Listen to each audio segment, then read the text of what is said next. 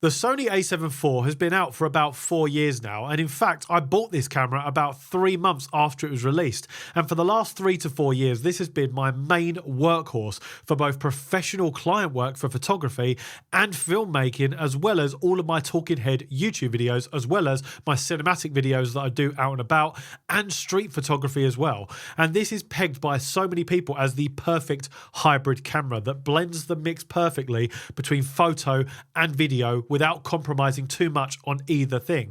So having had this camera for the past 3 to 4 years, we have to now ask the question, in the light of the Sony A7V being anticipated to be released soon, what specs do we want to see in the A7V? Well, in this video, I'm going to talk about what the Sony A7IV does really, really well after it being my main workhorse for a number of years, and what I want to see in the A7V. So let's go.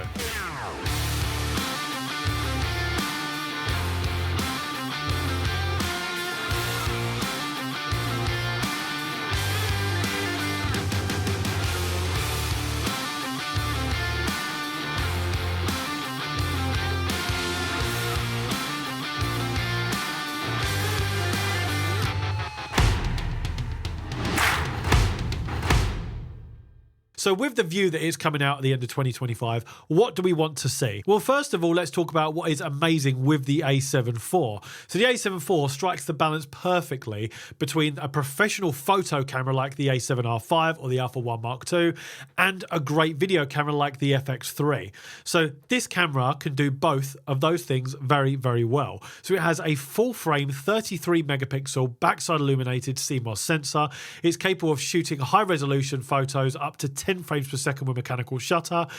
It also can do video really well with 422 10-bit color up to 4K 24 and 30 frames per second, which is oversampled from 7K, which means you get that 7K image that's downsampled to 4K, so it's extra sharp, extra crisp, and just looks absolutely incredible. And that is one of the reasons why the A7IV is still used by so many content creators everywhere, because it is their camera of choice because of that oversampling of 7K.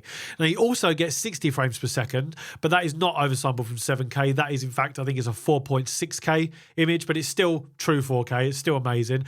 The other downside to that is you get a 1.5 times crop that is mandatory. So you get an APS-C crop that zooms in whenever you want to record at 4K 60. Now, for me, it's not the end of the world because I normally punch in anyway when I'm recording at slow motion, but it would be nice if you didn't have to have that and you didn't have to overcompensate for that. Now, with the A7IV, you also can shoot in APS-C mode, which means if you want to do a photo in APS-C mode, you still get a 14 megapixel photo, which is then cropped in at 1.5 times. So if you have, say, for example, a 50mm lens and you use an APS-C mode, then you will get a 75mm focal length with a 14 megapixel photo. So you still get some good quality out of it. Now, the A7IV has a great camera body, has great heat management. It has a full HDMI port, dual SD card slots, one of which has CF Express Type A, and it has Sony's latest and greatest autofocus. Now, that's what we know we love about the A7IV. So what do we want with the A7V? Well, the first thing I would like to see is an upgraded sensor. Now, the sensor for the A7IV, I think, is perfect as it is. I think it strikes the perfect balance between having a high-resolution photo and also being able to do great video performance, especially in low light.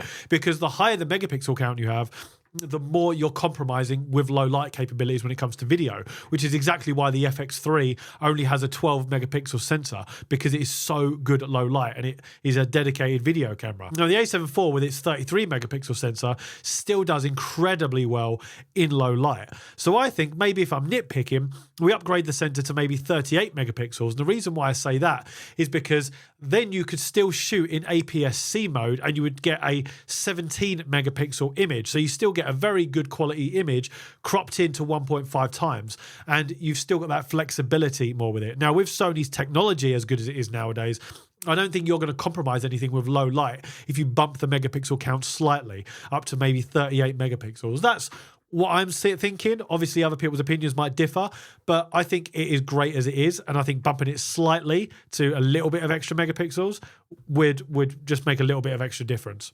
Now, the next thing is obviously improved rolling shutter. One of the biggest issues with the A7IV was its rolling shutter performance. Now, I think this is something that's definitely going to be fixed with the A7V. I think they've improved it with every camera they've released, and it's obviously going to have improved rolling shutter, but this is just something that I think they're going to improve. Now, if you don't know what that is, rolling shutter is basically when you're panning the camera around and you've got straight lines, you're going to have that sort of jellification effect where the lines are going to move and wobble around. But the cameras are getting better and better each time they release one, so I think the A7V will definitely have improved rolling shutter. The next thing I would like with regards to video would be 4K 120 frames per second. Now, I think they need to keep the 7K oversampling because it's one of the biggest selling points of the A7 IV and why so many people love it. So I think you keep the 7K oversampling, but all the way up to 60 frames per second this time, rather than just up to 30. So you go 24, 30, and 60, oversampled from 7K with 0 crop, and then you get 120 frames per second with maybe a 1.2 or even a 1.5 times crop, which is then going to be 4.6K oversampled. That, I think, would be absolutely perfect for the A7V, and I think it's something they desperately need and would make it a real endgame camera for so many people. It already shoots at 4K 422 10-bit color, so that's great. And I think the next thing we need is the 7 stops of IBIS, which the Sony A7C2 has, and all of the other latest cameras. So Sony A7 IV has 5 stops of IBIS. I think the A7V needs to have the 7 stops or better than the other cameras have, and also the active stabilization. So it sort of negates the fact for you to have a gimbal if you're out vlogging with it. And it just makes things so much easier, makes your footage so much more stable. And that, I think, would just be a great feature to have in the A7V. And do you know what else is on my wish list? And that is for you to subscribe to this channel. So if you want to help me out there, then click the subscribe button down below if you want to see all the latest camera stuff and camera gear reviews and all that jazz. Next up, and I think this goes without saying, is their brand new, fully articulated, flippy, multi-axis screen, whatever they want to call it. It's in the A7R5. It's in the Alpha 1 Mark II. It's naturally going to come to the A7V. And this screen, I think, needs to be improved, maybe with slimmer bezels, maybe increased brightness, maybe a nice OLED screen. I'm just shooting for the stars here, but this is what I would like to see. Something that's just better and more responsive. Next up is the autofocus. Sony A7 IV had great autofocus, then they improved it even more with the latest and greatest AI chip and processing chip that's in the A7C2 and the Alpha 1 Mark II and the Alpha 9 III. And I think this is going to come to the A7V, and it's just going to make the autofocus just the next level, game-changing, best in industry, what it already is. But I think it's obviously going to come to the A7V. And this is going to include human, animal, train, insect, pretty much anything you can think of, and it's going to be razor sharp, especially when you pair it with GM lenses. Next up is dual CF Express Type A card slots. In the A7 IV, you only get 1 dual SD card slots, but only 1 CF Express Type A. I think it needs to have dual CF Express Type A slots, and that's just something I think will come to it. So the other thing I want to see in the A7V is triple base ISO.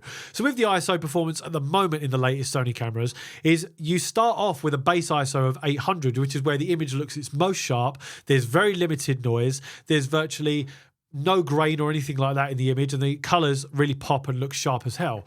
Then you start increasing the ISO and more noise is slowly introduced.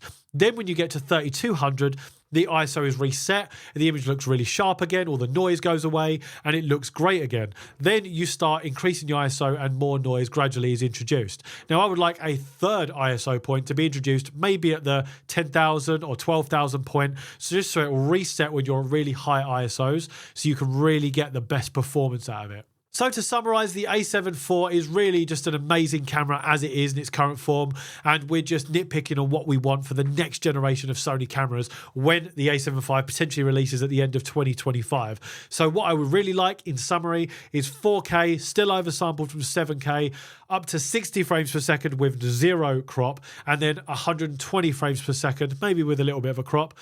And I would like a maybe increased megapixel count up to like 38 megapixels, so you have the ability to shoot in APS-C mode and get a 17 megapixel image, so you have more flexibility with your focal length.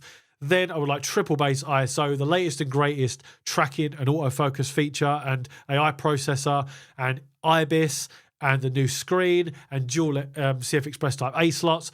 All of that stuff is stuff that I really, really want for the A7V, and I think for most, that would then be an end game camera. Let me know what you think in the comments below, and if you want to know what my wish list is for the FX3 Mark II, then click this video up here.